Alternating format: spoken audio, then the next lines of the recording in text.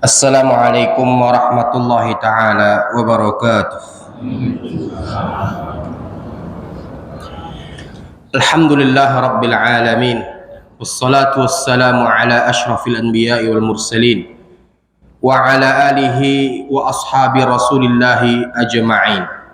Ashhadu an la ilaha illallah wahdahu la syarika lah wa ashhadu anna sayyidana Muhammad bin Abdullah salawatullahi alaihi wa salamuhu sallallahu alaihi wa ala alihi wa ashabihi wa man sara ala nahjihi wa tamassaka bi sunnatihi ila yaumiddin wa sallama tasliman katsiran mazida amma ba'd.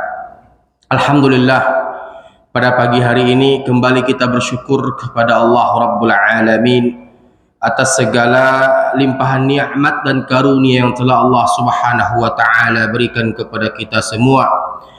Berselawat kita kepada Rasulullah Muhammad sallallahu alaihi wa alihi wasallam dengan lafaz Allahumma salli ala Muhammad wa ala ali Muhammad.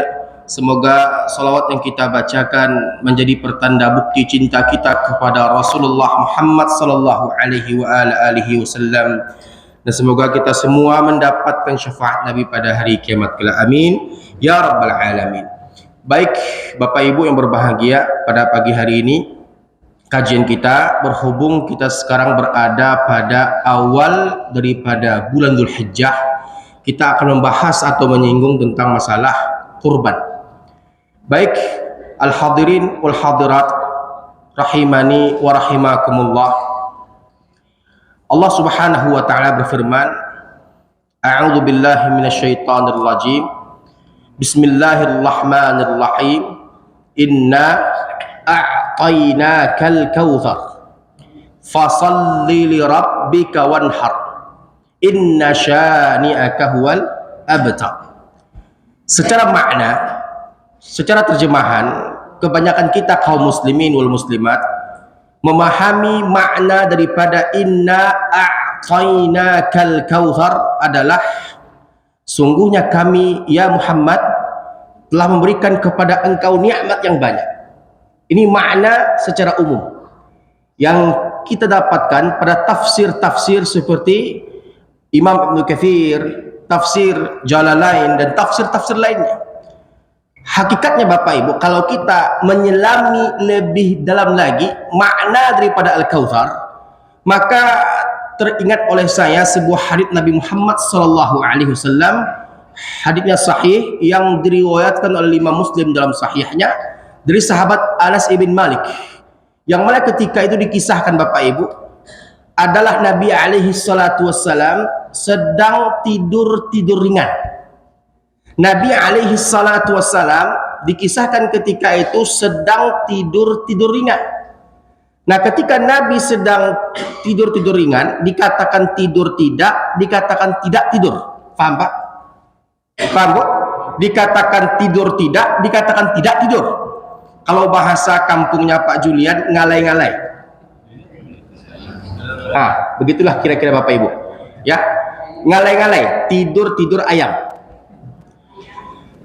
Nah, ketika itu termasuk di antara sahabat Anas bin Malik berkata dan menyaksikan lalu menyampaikan ketika Nabi sedang tidur ringan, tidur ayam, Nabi terbangun lalu wajahnya sumringah. Beliau alaihi salatu wassalam, wajahnya sumringah, wajah beliau tersenyum, wajah beliau senang bahagia. Lalu hal yang demikian menyebabkan sahabat Nabi termasuk di antaranya Anas ibn Malik bertanya kepada Nabi, apa yang menjadikan engkau tersenyum ya Rasulullah?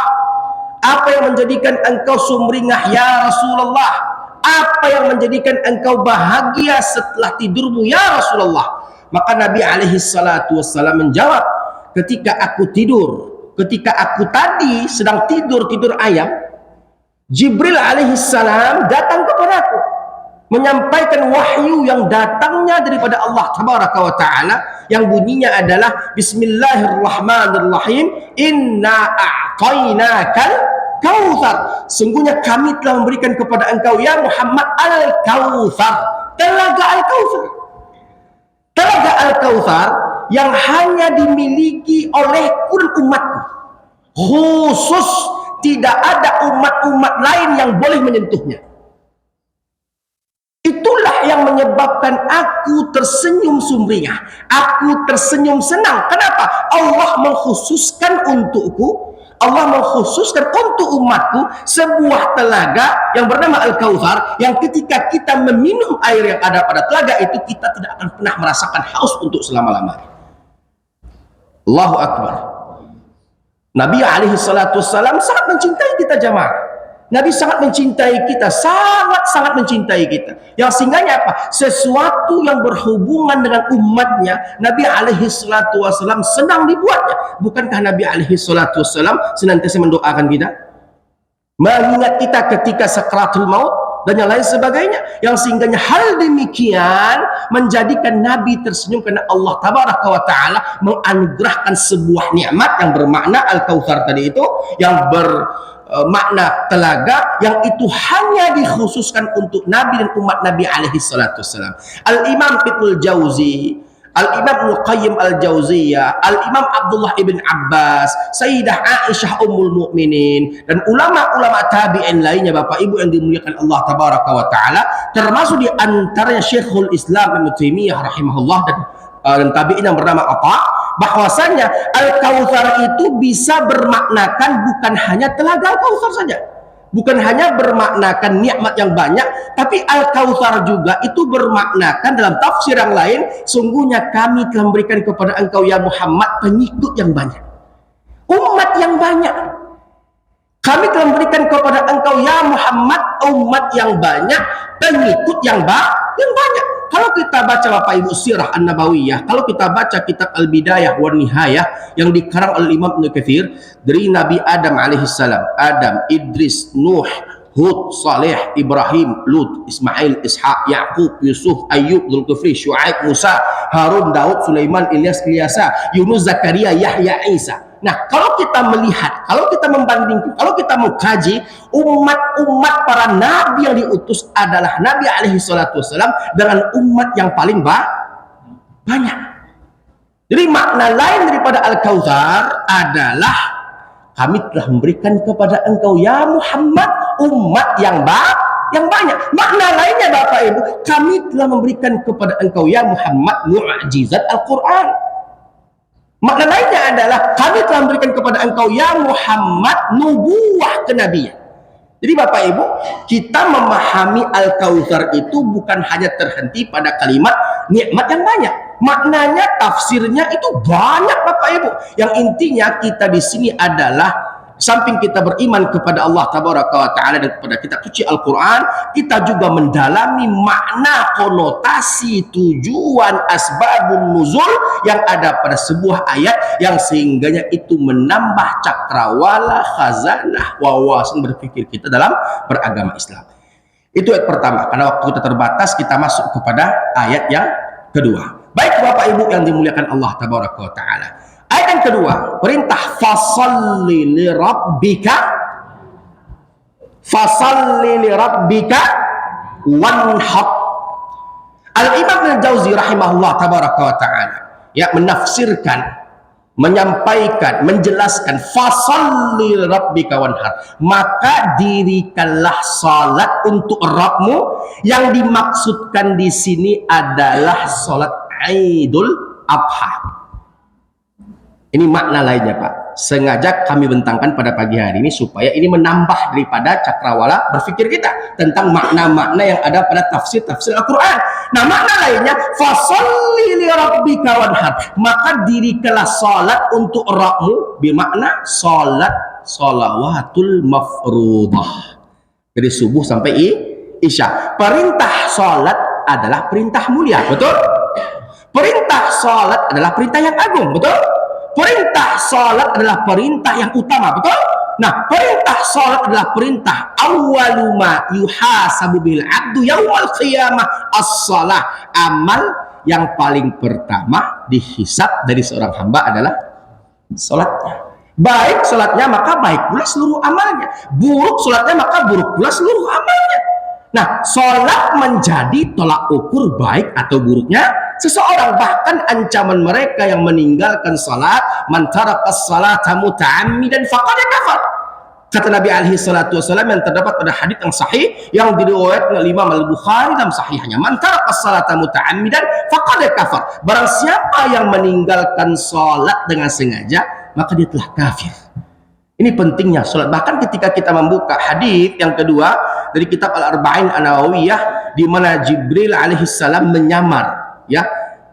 Jibril alaihissalam menyamar dalam tekstual hadis. Di situ dikatakan faasnada rukbataihi ila rukbataihi, sampai dia menyandarkan lututnya ke lutut Nabi, ya. Lalu dia bertanya kepada Nabi, ya Muhammad akhbirni anil Islam. Al Islamu an tashhada an la ilaha illallah wa anna Muhammadar Rasulullah wa tuqimas salat wa tu'tiyaz zakat wa tasuma Ramadan wa tahujjal baita in istata'a ilaihi sabila. Artinya apa Bapak Ibu? Salat adalah perkara yang sangat-sangat penting dijaga oleh seorang muslim. Dijaga oleh seorang muslim. Yang ketika dia kehilangan salat, maka dia telah kehilangan segala-galanya. Bapak Ibu yang dimuliakan Allah tabaraka wa taala, perintah salat dalam ayat yang kedua daripada Al-Kautsar ini berbarengan, berboncengan, beriringan dengan perintah kurban. Ini menandakan apa, Pak? Sepakat jumhurul fuqaha, sepakat jumhurul ulama. Kalau kita bentang, jadi ulama-ulama mutaqaddimin, ulama-ulama mutaakhirin, ulama-ulama tabi'in, ulama-ulama kontemporer, ini menunjukkan keagungan kurban, ini menunjukkan kemuliaan kurban, menunjukkan keistimewaan kurban. Saking agungnya kurban, perintah kurban berdiri bersamaan dengan perintah salat. Bapak Ibu, kalau tidak percaya, coba cari, ada nggak perintah ibadah yang dia bersamaan berdirinya dengan perintah sholat? Coba perhatikan Bapak Ibu, kalau kita membuka kitab suci Al-Quran, puasa, perintah puasa berdiri pada porosnya sendiri, betul? Ya ayyuhalladzina amanu kutiba alaikumusshiyam kama kutiba 'alal ladzina min qablikum la'allakum tattaqun. Yang berikutnya perintah qisas berdiri pada porosnya sendiri. Ya ayyuhalladzina amanu kutiba 'alaikumul qisasu fil qatla. Perintah haji, infak, zakat, hutang dan lain sebagainya, hudud, jinayat berdiri pada porosnya sendiri. Sementara perintah kurban bersamaan, beriringan, berbarengan, berboncengan dengan perintah kurban. Artinya apa Bapak Ibu? Kalau kita buka kitab Al-Fiqh ala Madzahibil Arba'ah, kalau kita buka kitab Al-Fiqhul Islami wa Adillatuh, kalau kita buka kitab Minhatul Allam, Tuhfatul Maudud, bahwasanya hampir saja ulama-ulama fuqaha itu mewajibkan kurban sebagaimana wajibnya kita melaksanakan perintah salat. Kenapa begitu jamaah? Kenapa begitu kaum muslimin wal muslimat? Karena kurban ini adalah ibadah yang paling disukai oleh Allah, paling dicintai oleh Allah, paling disayangi oleh Allah. Nah, kalau Allah suka kepada kita, kira-kira Allah lancarkan rezeki kita atau Allah sengsarakan kita? Kalau Allah suka kepada kita, Bapak Ibu yang dimuliakan Allah tabaraka wa taala, kira-kira tempat kita surga atau neraka? Di antara bentuk pemancing ridho Allah adalah dengan cara apa? Mengerjakan apa-apa yang Allah suka. Di antara perkara-perkara yang Allah suka itu adalah berkurban, Bapak Ibu. Berkurban. Dan antara perkara lainnya adalah berpuasa. Famis saim atyabu indallah min rihil misk. Nah, jadi oleh karena itu jangan sampai Bapak Ibu tidak berkurban. Jangan sampai Bapak Ibu. Kenapa? Kalau tidak berkurban, seakan-akan kita telah kehilangan keutamaan atau keistimewaan. Belum tentu kita dapat bertemu dengan Aidul Adha 1446 Hijriah pada tahun berikutnya. Nah, maka oleh karena itu momentum yang kita dapatkan pada saat sekarang ini gunakan sebaik dan semaksimal mungkin. Bahkan ulama-ulama kontemporer itu bahkan seandainya kita mampu berhutang untuk berkurban, maka lakukanlah.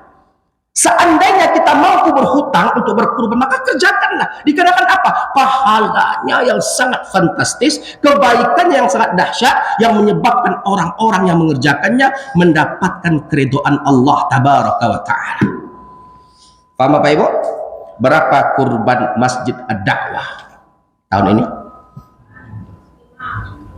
5 juta. Enggak, per pesertanya 3 juta rupiah. Sapi atau kerbau Pak Julian? Sapi. 3 juta rupiah itu kecil atau besar Bapak Ibu? Tolong jawab dengan jujur. 3 juta itu kecil atau besar? Saya ingin jawabnya kompak serempak.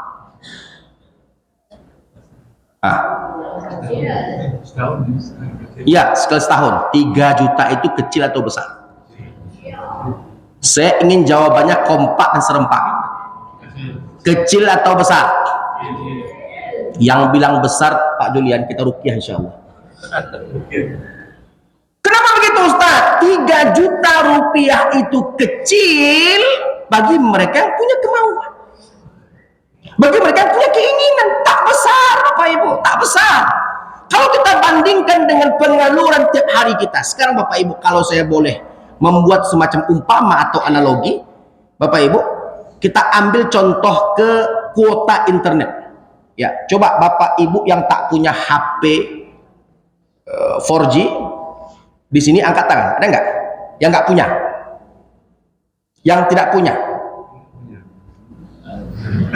Hampir kita semua punya. Setidaknya apa? Media untuk informasi. HP tersebut kira-kira butuh nggak Pak dengan kuota internet? Butuh? Terserah mau operatornya Telkomsel, Axis, XL, Smartfren, terserah. Intinya butuh nggak Pak ke kuota internet? Berapa kebutuhan kita setiap bulannya? Berapa kebutuhan kita setiap bulannya terhadap kuota internet? Taruhlah 200.000 rupiah, kita nggak pasang wifi di rumah, kan begitu? Nah, 200.000 rupiah di tengah-tengah keluarga ada 5 anggota keluarga. 200 ke 5 berapa Pak? 1 juta rupiah. 1 juta rupiah kali 12 berapa Bu? Tinggal nambah sedikit Bapak Ibu bisa kurban 1 ekor sapi di Masjid Dakwah. Itu baru kuota internet, belum Tupperware, belum gorden, belum mobil, belum motor, belum spring bed, belum sofa, yang bahkan Bapak Ibu kita nggak mampu, kita mampu-mampukan. Kita nggak bisa, kita bisa-bisakan. Kita nggak sanggup, kita sanggup-sanggupkan. Contoh, ya, kita dan saya bukan bermaksud di sini melegalkan daripada kredit Bapak Ibu. Ya, ini bagi kita-kita yang kredit ya di leasing-leasing atau pembiayaan. Kita tahu bahwasanya hakikatnya itu adalah riba. Nah, sekarang Bapak Ibu, bagi kita yang berhutang-hutang demi sesuatu yang kelak nanti akan ditinggalkan di dunia ini. Saya pernah ditawarkan dulu Pak Julian oleh salah seorang sales di Toyota. Itu ketika pulang umroh, ya berkebetulan beliau adalah jemaah kami yang berangkat bersama kami musim umroh bulan Februari kemarin. Jadi ketika itu beliau berusaha untuk merayu saya. Ustaz, ada promo khusus untuk Ustaz. DP minim. Lalu Ustadz dapat kulkas 1 unit. Boleh pilih kulkas atau HP, pokoknya boleh dipilih. Dan itu free. Nah Ustadz mau nggak ngambil mobil ke kami? Untuk jenis city car, DP minim kami kasih penawaran terbaik, harganya 5 juta rupiah. Iseng-iseng saya tanya, berapa angsuran per bulannya? 4.180.000 rupiah. Berapa lama? 8 tahun lamanya Ustadz. Apakah Ustadz jadi mengambilnya? Tidak. Kenapa tidak? Pertama itu riba. Yang kedua, 4.180.000 rupiah itu Bapak Ibu kecil atau besar? Besar. Kenapa besar? Besar dengan dosanya, besar dengan tanggung jawabnya. Nah Bapak Ibu, 4.180.000 rupiah kita angsur selama 8 tahun kita mampu. Nggak mampu kita mampu-mampukan. Nggak bisa kita bisa-bisakan. Nggak sanggup kita sanggup-sanggupkan. Sementara kurban Masjid Dakwah 3 juta rupiah, kita berpikir 10 kali untuk berkurban. Padahal kebaikannya satu untuk semua. Kebaikan itu untuk umat Muhammad sallallahu alaihi wasallam, bukan hanya untuk sahibul kurban, bukan hanya untuk peserta kurban Bapak Ibu, tapi untuk kita semua diberikan keberkahan oleh Allah tabaraka wa taala. Nah, kenapa kita enggan berkurban? Apakah jangan-jangan iman kita sedang bermasalah? Yang sehingganya apa? Berat kita untuk memenuhi panggilan Allah, fasalli li rabbika wanhar. Harusnya kita, kalau kita mengaku beriman kepada Allah, jawaban kita adalah sami'na wa ata'na. Labbaika ya Allah, kami memenuhi panggilanmu ya Allah. Harusnya begitu Bapak Ibu. Paham? Paham? Oke. Untuk kita yang ragu-ragu mengeluarkan uangnya untuk kurban, ingat Bapak Ibu, semakin yakin kita persembahkan harta kita untuk Allah, semakin banyak gantinya yang Allah berikan. Teringat pula oleh saya Pak sebuah kisah. Kisah ini bukan kisah yang ada pada zaman Nabi, sahabat, tabi'in, tabi'ut tabi'in, bahkan atba'us salaf. Ya. Yang mana kisah ini terjadi di zaman kita, sezaman dengan kita. Contoh nyata orang yang tak ragu membelanjakan hartanya untuk kepentingan agama Allah. Mohon maaf Pak, bukan ingin menaikkan seseorang, tapi ini nyata yang saya dapatkan. Kalau saya salah mohon diluruskan. Saya cukup takjub Pak dengan seseorang yang orang itu telah menghabiskan banyak hartanya untuk pembangunan agama Allah Ta'ala. Bapak Ibu tahu Masjid Jami Abu Darda? Tahu Pak? Di mana Pak alamatnya? Mana? Kalau saya salah mohon diluruskan. Ya, ini informasi yang saya dengar, bukan dari satu orang, ya, bukan dari satu orang, dari beberapa orang saya dengar informasinya tentang kedermawanan orang ini. Masjid Jami Abu Darda dibangun oleh satu orang, betul? Dengan nilai proyek pembangunannya kalau saya tak salah itu menembus angka 40 miliar rupiah, betul? Dibangun oleh satu orang. Kalau saya nggak salah orang Bukit Tinggi Pak ya. 40 miliar Bu, 40 miliar Pak, bukan 4 juta atau 40 juta. 40 miliar itu berapa dolar tuh Pak Julian? Apakah beliau miskin? Tidak Bapak Ibu. Setelah itu saya dapat informasi beliau bangun pula masjid di Jalan Yos Sudarso. Apa namanya? Allahu Akbar. Saya masih ingat Bapak Ibu, ketika ulama Masjid An-Nabawi, ulama Madinah yang bernama Asy-Syaikh Al-Allamah Al-Muhaddits Profesor Dr. Abdul Razak bin Abdul Muhsin Al-Abbad Al-Badar datang ke sini. Itu ustadz-ustadz seantero Nusantara datang untuk menghadiri daurah kajian. Bahkan ustadz sekelas Dr. Khalid Basalamah pun juga datang, ya, untuk menghadiri kajian. Saya dengar biaya yang dikeluarkan oleh bapak ini, fulan ini, orang ini, itu menembus 3 miliar selama penyelenggaraan daurah itu terjadi. Saya dengar bahkan ada beberapa ustadz yang diinapkan di sebuah hotel di Panam, mewah, gratis, free, beserta makanannya dan lain-lain. Ditanggung oleh satu orang. Yang lebih hebatnya lagi Bapak Ibu, ketika Ramadan, ya, semua kebutuhan operasional dari berbuka sampai sahur, sampai dengan i'tikaf, sampai dengan gaji imam, sampai dengan semuanya itu ditanggung oleh satu orang. Orangnya sama, ya, uang yang dikeluarkan itu tak sedikit Bapak Ibu, jumlahnya sekitar 3 miliar rupiah. Yang lebih hebatnya lagi Bapak Ibu, tak kita temukan di sana adanya kotak ditanggung oleh satu orang. Apakah setelah itu beliau bangkrut? Tidak Pak, tidak. Kami dapatkan informasi beliau mendapatkan proyek di Qatar, nilai proyek tersebut tembus angkanya 1 triliun rupiah. Allah tidak tidur dengan kedermawanan seorang Pak Julian, Pak Khairul Fuad, Pak Nasril menghimbau kita, kurban 3 juta rupiah, kita bikin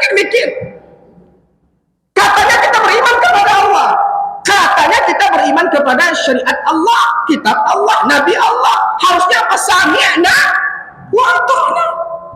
Labbaika ya Allah. Jadi setelah ini Pak Julian, insya Allah catat nama peserta baru. Berapa kelompok sapi Pak Julian yang kita dapatkan? 3 ekor.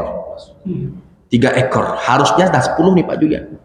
Ini tanggal 1 Dzulhijjah. Harusnya sudah 10 ekor sapi. Mudah-mudahan setelah ini banyak yang menyusul Bapak Ibu yang dimuliakan Allah Tabaraka wa Ta'ala. Semakin yakin kita mempersembahkan harta kita untuk agama Allah, untuk kepentingan agama Allah, untuk kepentingan agama dan pembangunan daripada agama Allah Ta'ala, Allah tidak akan tidur dengan kedermawanan seseorang.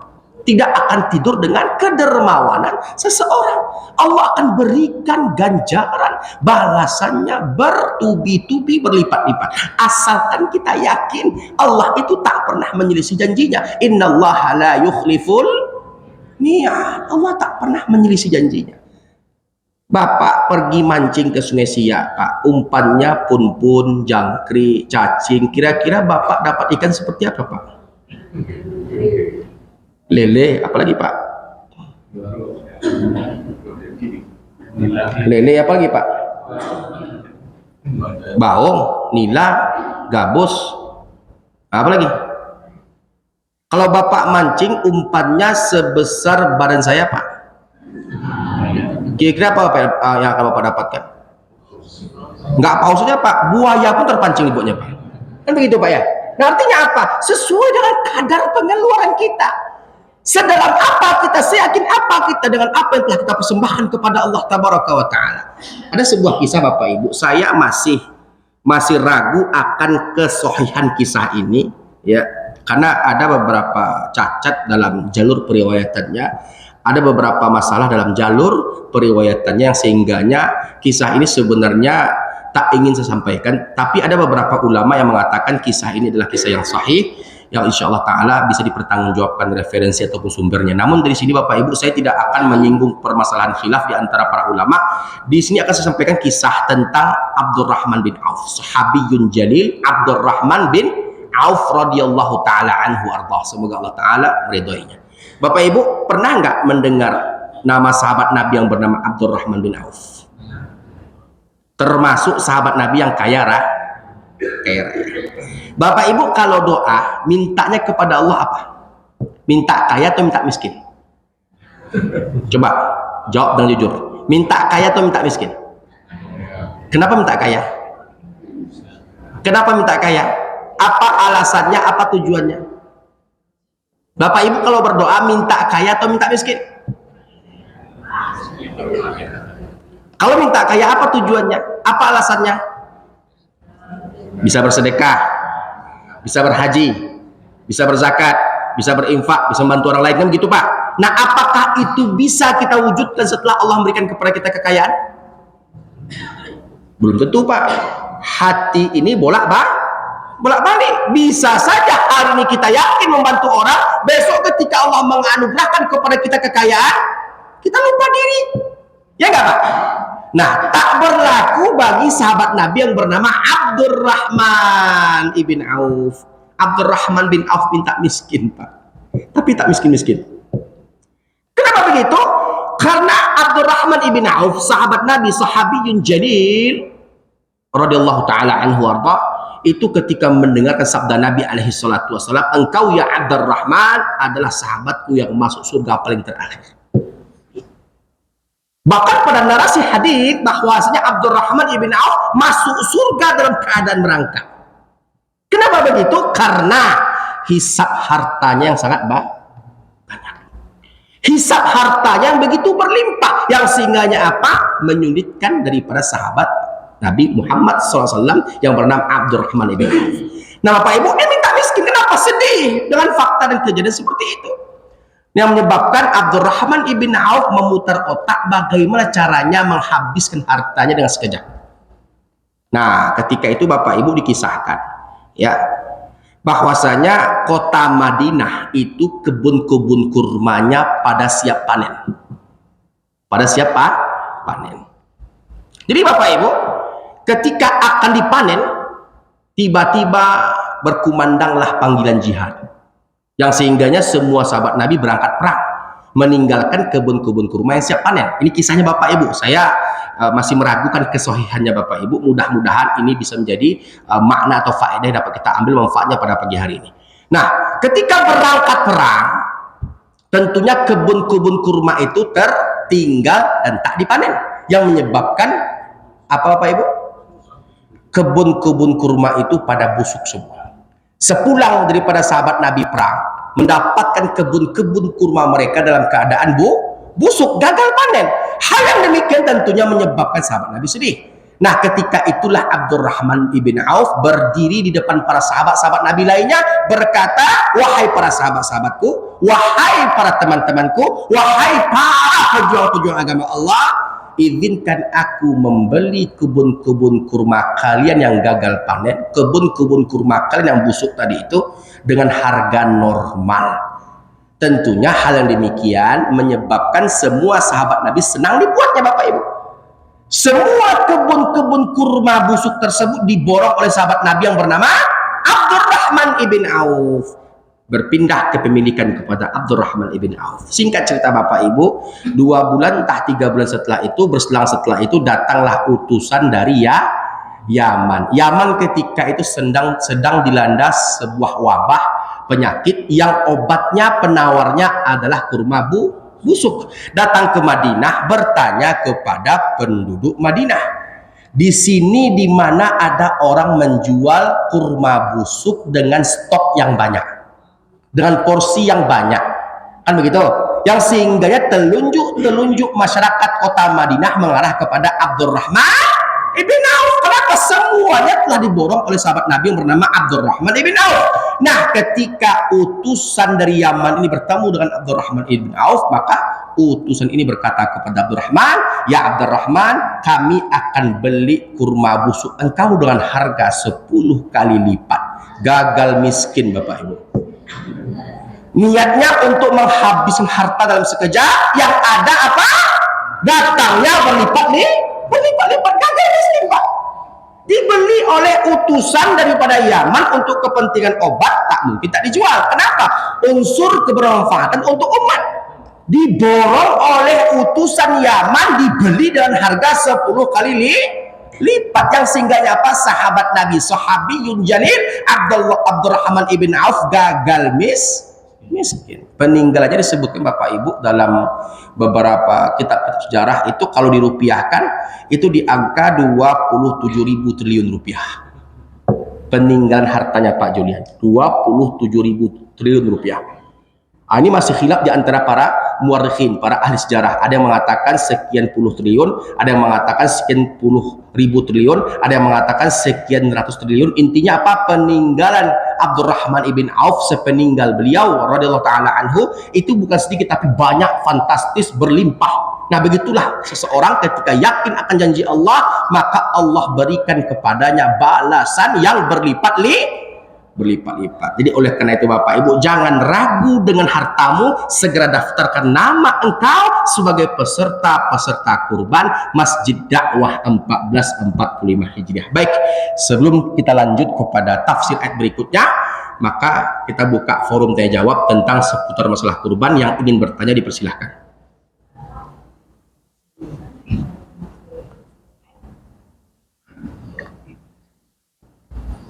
Yang ingin bertanya dipersilahkan seputar masalah kurban. Ya, silakan Pak.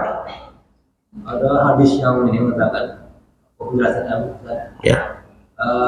peserta kurban untuk tidak potong kuku Ya. rambutnya pada tanggal 10 Zulhijjah. Ya. Bagaimana status hadis itu? Ya. Pertama, saya bukan seorang ahli hadis. Saya hanya mengikut kepada tahrid ulama-ulama hadis. Kalau kita merujuk kepada pendapat daripada Syekh Dr. Abdul Hasan Ali Jadullah Al-Misri, guru kita, guru hadis kita, hadis tersebut ada beberapa masalah. Ada beberapa masalah dari jalur periwayatannya. Namun kalau kita mengambil daripada pendapat-pendapat lain, hadis tersebut adalah hadis sahih yang boleh kita bersandar dengannya. Nah, begitu Pak.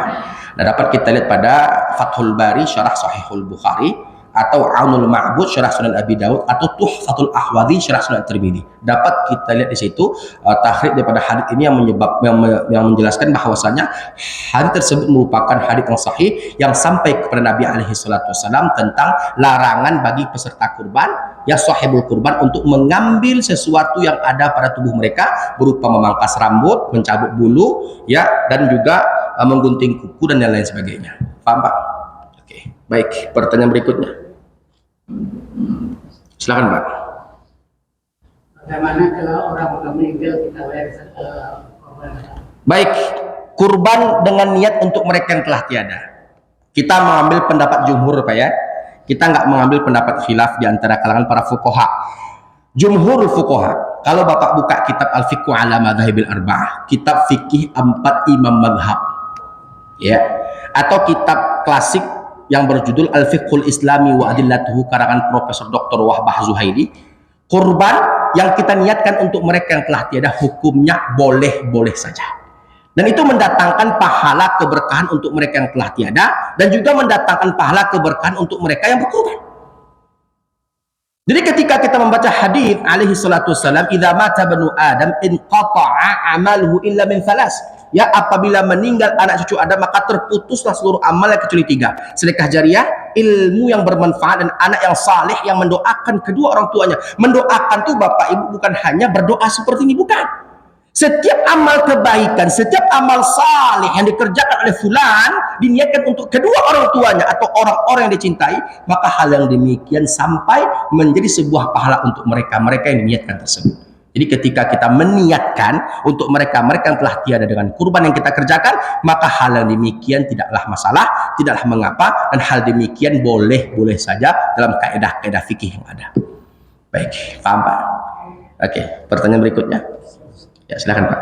Apa saja amalan sunnah yang nilai tinggi dalam pelaksanaan kurban? Iya, baik. Banyak Pak. Di antara amalan-amalan yang dicintai itu Pak ketika kita berada di bulan Dzulhijjah adalah pertama berpuasa. Jelas haditsnya, jelas dalilnya, jelas atharnya, contohnya, akwalnya, dan fatwa-fatwa ulamanya. Dan di antara amal-amal yang dicintai, amal-amal utama, amal-amal yang agung yang kita kerjakan selama kita berada di bulan Dzulhijjah atau 10 hari pertama bulan Dzulhijjah adalah yang pertama kita berpuasa. Yang kedua Bapak Ibu yang dimuliakan Allah Tabaraka wa Ta'ala, takbir dan berzikir kepada Allah Tabaraka wa Ta'ala. Yang ketiga adalah kita menunaikan haji dan umrah. Yang keempat memperbanyak amal saleh. Yang kelima berkurban, dan yang keenam memperbanyak taubat kepada Allah Tabaraka wa Ta'ala. 6 amal ini adalah amal utama yang hendaknya kita ketahui selama kita berada di 10 hari pertama bulan Dzulhijjah. Apa tadi Pak yang pertama Pak? Berpuasa. Yang kedua bertakbir dan berzikir. Yang ketiga haji dan umrah. Yang keempat memperbanyak amal saleh. Yang kelima berkurban. Yang keenam memperbanyak taubat kepada Allah Tabaraka wa Ta'ala. Nah, 6 ini Pak upayakan, usahakan, kita kerjakan, kita lakukan selama kita berada di 10 hari pertama di bulan Dzulhijjah. Baik, barakallahu fiik. Yang lainnya? Ya, silakan Pak. Ada salat korban itu Ya. batasan keluarga ini siapa? Anak. Ya. Baik. Baik. Ya, kurban satu untuk semua. Satu untuk semua. Bapak mengerjakan sholat, pahalanya untuk siapa Pak? Ibu mengerjakan puasa, pahalanya untuk siapa Bu? Bapak mengerjakan haji, pahalanya untuk siapa Pak? Ibu mengerjakan umrah, pahalanya untuk siapa Bu? Bapak zikir, ibu sholawat, pahalanya untuk siapa? Untuk diri sendiri. Sementara kurban, kalau kita buka kitab Al-Fiqhul Islami wa Adillatuhu karangan Profesor Dr. Wahbah Zuhaili, pahalanya satu untuk semua. Jadi ketika satu orang di antara anggota keluarga berkurban, niatnya untuk semua orang yang ada pada keluarga tersebut, maka kebaikan akan merata untuk mereka semua. Kebaikan akan merata untuk mereka semua. Bukankah ada athar, bukankah ada contoh daripada hadis alaihi salatu wassalam, sunnah Nabi alaihi salatu wassalam, yang mana ketika Nabi menyembelih hewan kurbannya, Nabi berdoa, ini kurbanku dariku dan dari keluargaku dan untuk umat Muhammad sallallahu alaihi wasallam. Bismillahi ala millati Rasulillah, asyhadu an la ilaha illallah wa asyhadu anna Muhammadar Rasulullah. Bismillahi ala millati abina Ibrahim hanifah muslimah wa ma ana minal musyrikin. Allahu akbar. Maka disunnahkan Bapak Ibu dalam kitab Minhatul Alam atau Tuhfatul Maudud, disunnahkan Bapak Ibu sahibul kurban atau peserta kurban hadir pada hari pemotongan. Kalau nggak mampu motong, wakilkan kepada penitia kurban atau tukang jagal, sebutkan niat-niat yang kita ingin sampaikan. Karena hal yang demikian disampaikan oleh Allah Tabaraka wa Ta'ala berupa pahala dan ampunan untuk mereka-mereka yang telah tiada, dan satu orang keluarga cukup untuk semua anggota keluarga. Baik. Pertanyaan berikutnya. Ya, Ibu-ibu, Pak. Bapak tadi, Iya. tanya kan, kenapa di keluarga itu tahun ini kita nama ibu. Iya. Kita nama ibu, tahun ini kita nama anak. Iya. Sebaiknya mana? Nah, kurban bergiliran namanya tuh Pak ya. Tahun ini jatah suami, tahun depan jatah istri, tahun berikutnya jatah anak, kan begitu. Itu hanya sebatas formalitas saja. Ya, kalau dianjurkan, kalau kita merujuk kepada kaidah fikih, dianjurkan kepala keluarga untuk yang berkurban. Ya, pahalanya untuk semuanya. Jadi kullukum ra'in wa kullukum mas'ulun an ra'iyati. Setiap kalian pemimpin dan setiap pemimpin akan diminta pertanggungjawaban dari apa yang dia pimpin. Nah, kalau kita berkurban, kita kurbankan dengan nama istri, tak menjadi masalah. Ustadz, ada pula anggapan Ustadz, kalau kurban suami untuk semua, kalau kurban istri hanya terhenti sampai pada istri. Ini kalam, ini perkataan yang tak jelas asal usulnya. Kami sudah berusaha Bapak Ibu mencari titik kebenaran daripada pendapat ini, nggak kami temukan Pak. Baik kitab-kitab fikih yang ada pada sebelumnya atau kitab-kitab fikih yang ada pada setelahnya. Tidak kami temukan narasi kalam, baik itu berbentuk fatwa ataupun ijtihad, bahwasanya kurban suami untuk semuanya, kurban istri terhenti sampai pada istri saja. Ini tidaklah benar. La aslalahu, tidak jelas asal usulnya. Ketika seorang muslim atau seorang muslimah,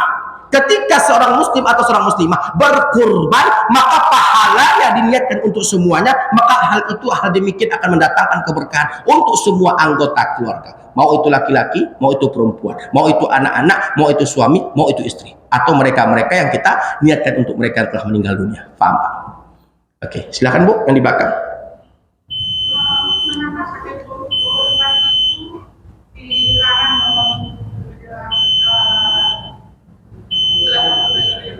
Hikmahnya banyak. Satu di antara yang banyak adalah apa yang kita bawa akan menjadi saksi atas cinta kepada Allah. Rambut yang kita bawa, kuku yang kita bawa, semua apa yang ada pada tubuh kita yang kita bawa itu akan menjadi saksi atas cinta kita kepada Allah Tabaraka wa Ta'ala. Mudah-mudahan dengan itu kita dijauhkan daripada api neraka. Jangan dilepaskan dia Bapak Ibu. Jangan ditanggalkan dia. Kenapa? Dia kelak akan menjadi saksi, pemberi syafaat, pembela kita di hadapan Allah Jalla Jalaluhu. Jadi itu hikmah di antara hikmah-hikmah yang ada. Baik, paham Bu? Ya, pertanyaan berikutnya Bapak Ibu. Ya, silakan. Sekarang kita sudah tahu bahwa Idul Adha ini 2 hari.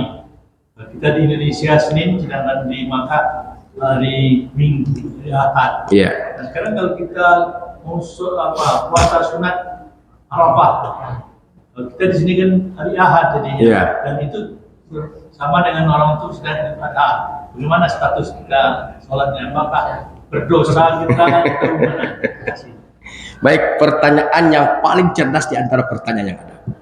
Ini kita suka bingung Pak, apalagi muslimin Indonesia suka bingung ya dengan fakta atau kejadian yang sering terjadi di tengah-tengah kita, ya umat Islam Indonesia, yang mana kita sering berbeda dengan Saudi.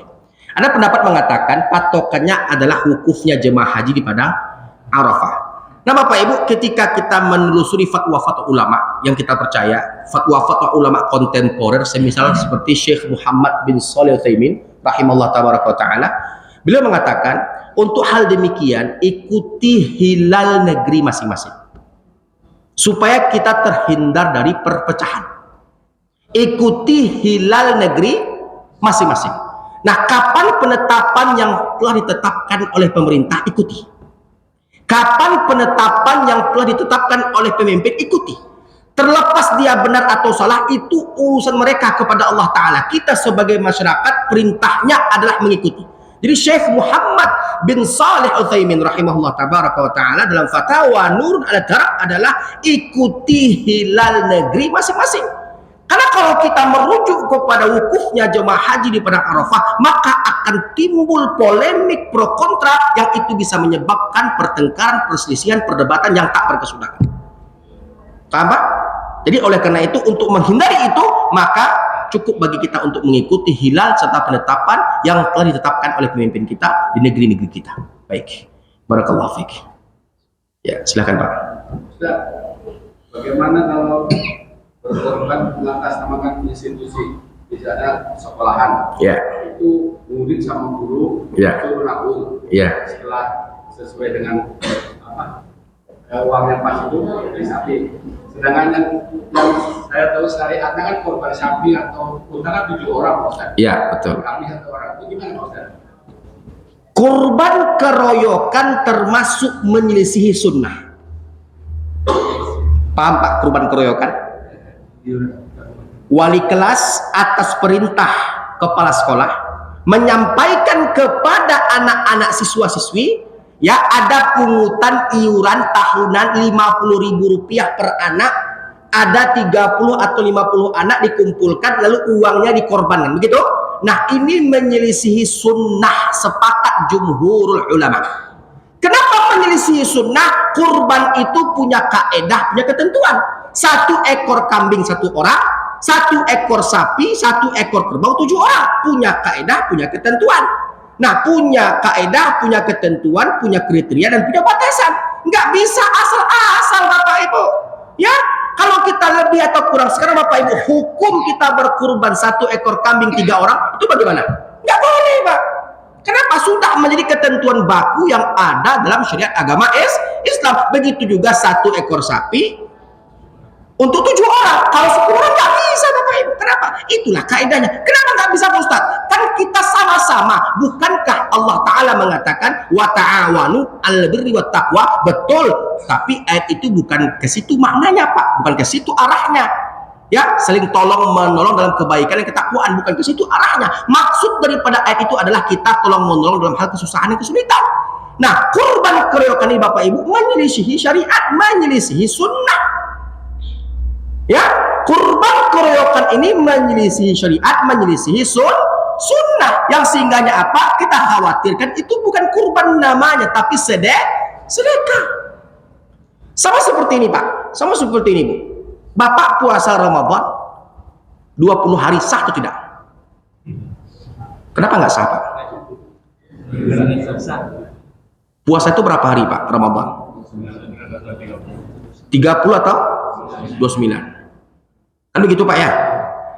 Ibu melaksanakan apa namanya? Tadi puasa Pak ya, Ramadan. Ibu melaksanakan subuh itu 4 rakaat. Boleh nggak? Sah nggak? Bukankah lebih banyak lebih baik? Nah, bukankah lebih banyak lebih baik Pak Julian? Iya nggak Pak?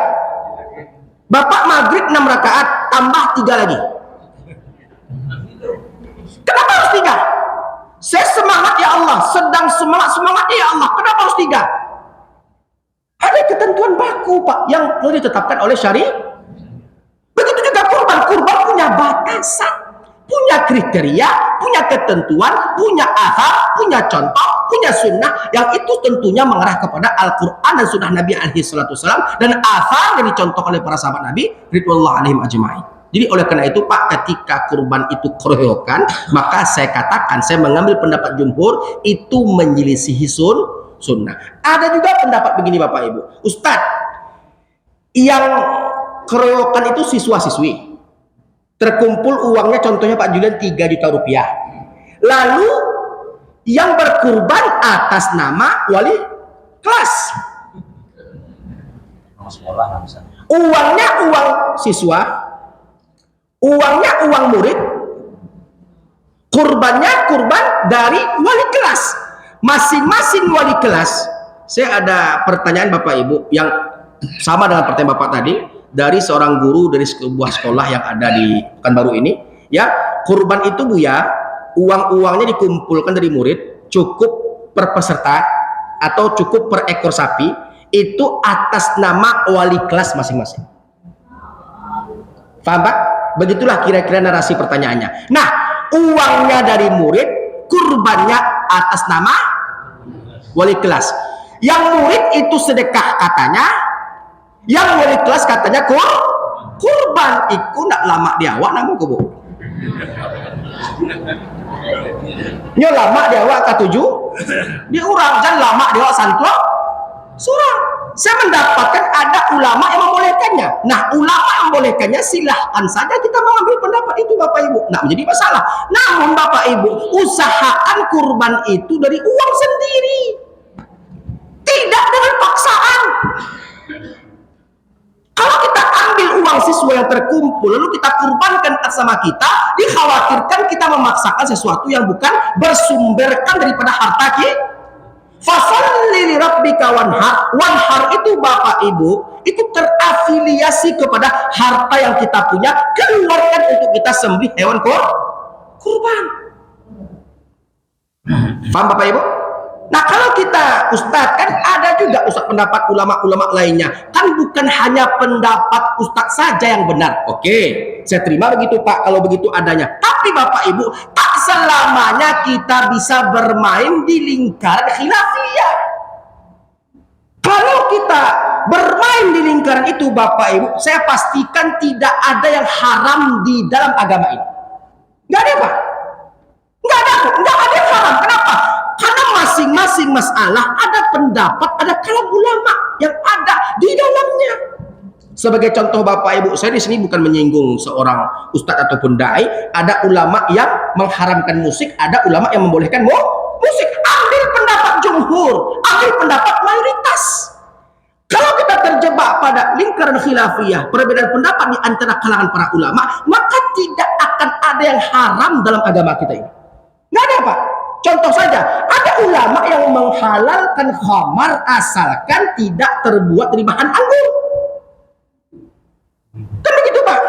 Ada ulama-ulama dari mazhab Imam Abu Hanifah, ulama-ulama Hanafiyah yang mengharamkan atau lebih memakruhkan makanan yang seperti contohnya kepiting atau hewan-hewan laut. Yang kita mazhab Syafi'i merujuk kepada ulama-ulama Syafi'i yang menghalalkan daripada kepiting, udang, kerap dan lain sebagainya. Nah, kalau kita terjebak pada lingkaran khilafiyah, maka tidak ada yang haram dalam agama Allah ini. Seperti contoh Pak, ini saya bentangkan. Ya, contoh khilafiyah atau pendapat ulama itu banyak. Ambillah pendapat mayoritas jumhur yang kalau kita presentasikan 80% ulama mendukung atau berfatwa dengan fatwa-fatwa itu atau menghasilkan sebuah ijtihad yang didukung oleh kelompok-kelompok ulama-ulama lainnya dalam lintas mazhab yang ada. Seperti contoh Bapak Ibu, waktu penyembelihan hewan kurban, sunnahnya kapan Pak? 10 Dzulhijjah. An-Nabi alaihi salatu wassalam dalam banyak hadis yang diriwayatkan oleh Imam Al-Bukhari, Muslim, Abi Dawud, An-Nasai, Ibnu Majah, Ad-Darimi, Al-Bazzar, Al-Hakim, Ahmad ibn Hanbal dalam Al-Musnad Ibnu Abi Dunya, Ibnu Khuzaimah, Imam Abi Ya'la dan lain sebagainya. An-Nabi alaihi salatu wassalam itu kurbannya 10 Dzulhijjah selepas pelaksanaan salat Idul Adha. Didekatkan kepada Nabi hewan-hewan sembelihannya, Nabi menyembelih hewan sembelihannya pada tanggal 10 Dzulhijjah. Pendapat kedua, pendapatnya mauquf dari sahabat Nabi yang kalau saya tak salah adalah Abdullah bin Mas'ud. Boleh kita menyembelih pada tanggal 11 atau 12 Dzulhijjah. Ya, kalau ketika pada tanggal 10 tak memungkinkan kita menyembelihnya. Seperti hari Jumat bertemu dengan hari Id. Waktunya sebentar, waktunya singkat, tak mungkin kita menyembelih Bapak Ibu. Maka ditunda hari esoknya, yaitu hari ke-11, hari ke-12 daripada bulan Dzulhijjah. Ini mauquf, sifatnya terhenti sampai pada perkataan Abdullah ibn Mas'ud, hukumnya boleh. Namun kalau kita merujuk kepada dalil, pendapat pertama itu lebih aslam, lebih ahsan, lebih afdal untuk kita kerjakan. Nah, pendapat ketiga, Bapak Ibu yang dimuliakan Allah Tabaraka wa Ta'ala, ada sebagian ulama-ulama kontemporer dan ulama-ulama mutaakhirin mengatakan kurban itu boleh dikerjakan, disembelih hewan kurban pada tanggal 13 Dzulhijjah. Nah, ini pendapat lebih dhaif lagi Bapak Ibu. Kalau seandainya kita nggak sempat 10, kita nggak sempat 11, kita nggak sempat 12, hukumnya kita boleh menyembelih hewan kurban pada tanggal 13. Tapi kalau kita menyengaja menyembelih hewan kurban pada tanggal 13, maka hal yang demikian kita termasuk menyelisihi sunnah. Nah, ini pendapat ketiga. Pendapat keempat, Al-Imam Ibnu Hazm mengatakan waktu penyembelihan hewan kurban itu panjang sampai akhir bulan Dzulhijjah. Nampak tuh Pak? Nampak tuh? Masih ada pendapat lainnya Bapak Ibu. Ada 10 lagi. Ada waktu kita Pak. Artinya apa? Kalau kita bentangkan semua, kita bingung. Maka karena itu dai disarankan, dianjurkan hanya mengemukakan, memaparkan, membentangkan pendapat-pendapat jumhur, pendapat-pendapat yang didukung oleh mayoritas ulama. Kalau pendapat-pendapat ini ditinggalkan, pendapat-pendapat yang matruk, maka jangan pakai Bapak Ibu. Kenapa? Ulama segelintir atau hanya 1-2 orang yang berkalam atau berpendapat seperti itu. Faham Pak? Jadi kurban keroyokan itu menyelisihi sunnah. Bagaimanapun akadnya kita ubah, dari siswa ke wali kelas adalah sedekah, dari wali kelas kepada penitia kurban adalah kurban. Maka saya katakan ada unsur syubhat di sana. Ada unsur syubhat di sana. Kenapa? Uang untuk berkurban itu bukan uang yang berasal dari saku wali kelas. Ingat, innal halala bayyinun wa innal harama bayyinun wa bainahuma umurun mushtabihat la ya'lamuhunna katsirun minan nas wa man waqa'a fis syubuhat waqa'a fil haram karra'i yar'a haula al-hima yushiku ay yarta'i. Oke, pertanyaan berikutnya. Ya, silakan. Kalau misalnya untuk berkurban itu kan untuk sapi kan 7. Iya. Setelah mau pelaksanaan itu misalnya 6 atau 5 mulai itu Pak Ustaz. Kenapa 6 atau 5 Pak? Soal kurbannya kurang. Ya, kenapa kurang? Nggak ada data lagi gitu Pak. Nggak dapat lagi? Kayak boleh beli sapi Pak. Nggak dapat lagi Pak ya? Iya. Nah, tapi tetap terpenuhi 1 ekor sapi. Ya. Tetap terpenuhi 1 ekor sapi. Maka kalau kita mengambil pendapat jumhur lagi dan lagi pendapat jumhur, maka itu tak menjadi masalah. Asalkan jangan berlebih. Asalkan jangan berlebih. Jangan 8, jangan 9, jangan 10. Bahkan kalau kita mengambil fatwa-fatwa ulama, semisal fatwa Syekh Abdullah bin Abdul Aziz bin Bas, bapak berkurban untuk seorang diri 1 ekor sapi, maka itu dianjurkan Pak. Dianjurkan Bu. Uang kita habis kita belanjakan untuk agama Allah. Jangankan 5-6 orang, bapak seorang diri saja mengorbankan 1 ekor sapi, maka itu dianjurkan. Kalau bisa Pak, bukan hanya di masjid dakwah, seekor sapi masjid dakwah, seekor sapi musola tawadhu, seekor sapi masjid Al-Badar, seekor sapi masjid Baitul Amal, ya, masjid apa lagi? Baitul Mu'tamar, Al-Irham, dan yang lain sebagainya. Intinya apa? Semakin banyak kita berkurban, semakin banyak kita mendapatkan peluang cinta Allah kepada kita, ridha Allah untuk kita. Paham? Oke, baik. Habis waktu kita Pak Dunia. Habis? Baik, Bapak Ibu yang dimuliakan Allah Tabaraka wa Ta'ala, mudah-mudahan Allah terima kurban kita tahun ini. Allah terima kurban kita tahun ini. Allah jaga kita, jaga harta kita, Allah jaga diri kita, Allah muliakan kita, Allah redhoi kita, Allah ampunkan dosa-dosa kita, Allah maafkan kesalahan-kesalahan kita, Allah terima taubat-taubat kita, dan Allah masukkan kita semua ke dalam surga Allah Tabaraka wa Ta'ala. Amin ya rabbal alamin. Allahumma taqabbal minna kurbanana, Allahumma taqabbal minna kurbanana, Allahumma taqabbal minna kurbanana, Allahumma taqabbal minna kurbanana, Allahumma taqabbal minna kurbanana, Allahumma taqabbal minna kurbanana, Allahumma taqabbal minna kurbanana, Allahumma taqabbal minna taubatana, Allahumma taqabbal minna salatana, Allahumma taqabbal minna siyamana, Allahumma taqabbal minna du'aana, Allahumma taqabbal minna qiyamana, Allahumma taqabbal minna a'malana ya arhamar rahimin, ya mujibas sa'ilin, ya rahman ya rahim, la ilaha illa anta subhanaka inna kunna minadh dhalimin. Allahumma ajirna minan nar, Allahumma ajirna minan nar, Allahumma ajirna minan nar, Allahumma hawwin alaina fi sakaratil maut wan najata minan nari wal afwa 'inda al hisab. Rabbana atina fid dunya hasanah wa fil akhirati hasanah wa qina adzaban nar. Walhamdulillahi rabbil alamin. Hadza wa sallallahu ala nabiyyina Muhammad wa ala alihi wa sahbihi ajma'in. Subhanakallahumma bihamdihi, subhanakallahumma bihamdika, asyhadu an la ilaha illa anta, astaghfiruka wa atubu ilaik. Assalamualaikum warahmatullahi taala wabarakatuh.